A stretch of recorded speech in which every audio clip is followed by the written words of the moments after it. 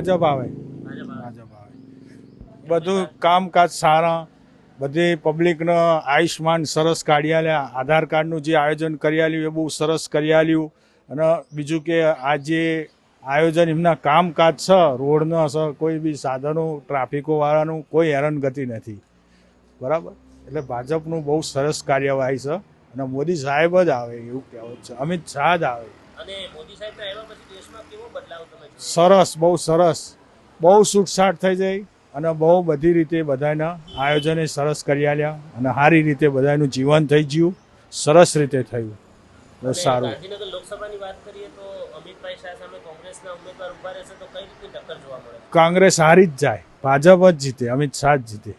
કામકાજ સારા છે, બધું સારું કાર્યવાહી છે. યાત્રાઓ કાઢે છે? રાહુલ ગાંધીને પહેલું બોલતા જ નહીં આવડતું, એ બોલી જ નહીં શકતો, સમજ્યા? અને આ ભાજપમાં જે કાર્યવાહી કરતા છે ને